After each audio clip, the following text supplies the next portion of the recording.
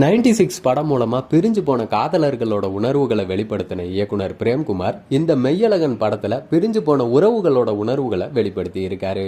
பலரும் ஏதோ சில காரணங்களுக்காக தாங்கள் பிறந்து வளர்ந்த ஊரை விட்டு வேற ஒரு இடத்துக்கு மாறுற மாதிரி சுச்சுவேஷன் வரும்.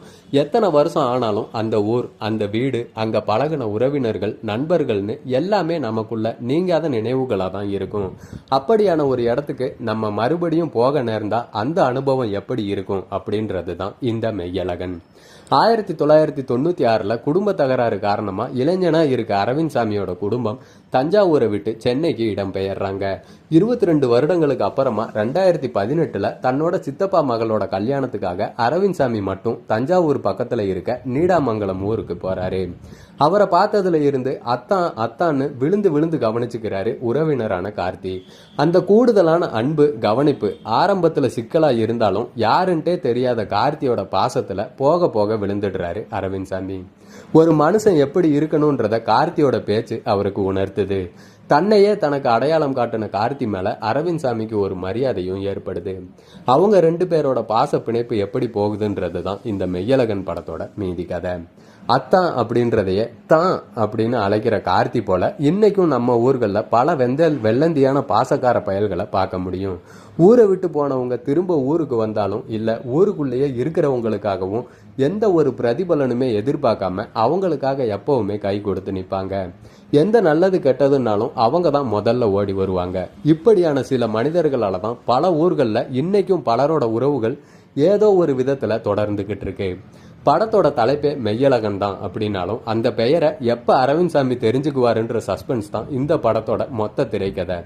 படத்துல எந்த இடத்துல கார்த்தி தன்னோட கதாபாத்திரத்துக்காக நடிச்சாருன்றத சொல்லவே முடியாது. ஆரம்பத்துல இருந்து கடைசி வரைக்கும் அந்த கதாபாத்திரமாவே மாறிட்டாருன்னு தான் சொல்லணும். பருத்தி வீரன், கடைக்குட்டி சிங்கம் படங்களுக்கு அப்புறமா கார்த்திக்கு பெயர் வாங்கி தர்ற ஒரு படம் இதுன்ட்டு உண்மையா சொல்லலாம். ரோஜா படத்துல 30 வருஷத்துக்கு முன்னாடி பார்த்த அரவிந்த் சாமி தானா இது அப்படின்ட்டு இன்னைக்கும் வியக்க வைக்கிறாரு. அருள்மொழின்ற கதாபாத்திரத்துல நடிப்போட எல்லா மொழிகளையுமே வெளிப்படுத்தி இருக்காரு அரவிந்த் சாமி. குறிப்பா 2 காட்சிகள் இன்னும் கண் முன்னாடி நிழலாடிக்கிட்டே இருக்கு. தங்கையோட கல்யாணத்துக்காக அன்பளிப்புகளை கொண்டு வந்து அவரே அந்த நகைகளை மாட்டி விடுற காட்சி, அவரும் கார்த்தியும் ஆத்தங்கரையில குடிச்சிட்டு இருக்கும்போது கார்த்தியோட பேச்சை கேட்டு அப்படியே வியந்து போய் பார்க்கிற காட்சி, இந்த 2 காட்சிகள்லையுமே பேசாமலேயே பார்வைகள்லயே நம்மளை பரிதவிக்க வச்சிருப்பாரு. படம் ஃபுல்லா கார்த்தியும் அரவிந்த் சாமியும் ஆக்கிரமிச்சிருந்தாலும் இருக்க 1-2 காட்சிகள்ல ராஜ்கிரண், ஸ்ரீதிவ்யா, ஜெயபிரகாஷ் அவ்வளவு அழகா நடிச்சிருக்காங்க.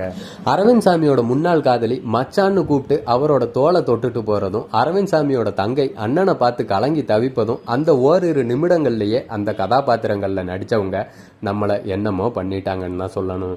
நீடாமங்கலம் ஊர்ல ஒரு நைட்ல நடக்கிற காட்சிகள் தான் அதிகம். திருமண மண்டபத்தில் ஆரம்பிச்சு அதிகாலையில கோயில் வரைக்கும் இருக்க காட்சிகள்ல ஒவ்வொரு உணர்வையும் தன்னோட ஒளிப்பதிவுலையும் கடத்தி இருக்காரு ஒளிப்பதிவாளர் மகேந்திரன் ஜெயராஜு. கோவிந்த் வசந்தாவோட பின்னணி இசை உறவுகளோட உணர்வுகளோடு உறவாடினாலும் பாடல்கள்ல கமல்ஹாசன் பாடின யாரோ இவன் யாரோ மட்டுமே மனசுல பதிஞ்சிருக்கு. ஏறக்குறைய 3 மணி நேரம் ஓடுற படங்க.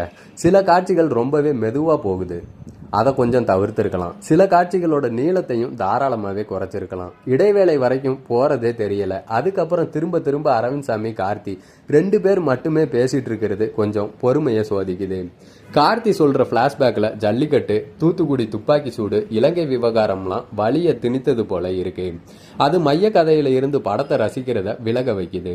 கார்த்திக்கும் ஜல்லிக்கட்டு மாடுக்குமான உறவை இந்த அத்தான் மச்சான் உறவுல வச்சதன் காரணம் சரியா? இப்படி சில நெருடலா இருந்தாலும் ஊரை விட்டு வந்தவங்க மறுபடியும் தங்களோட ஊரு கூடயும் உறவுகள் கூடயும் நெருக்கத்தை வளர்க்க இந்த படம் யோசிக்க வைக்கும்.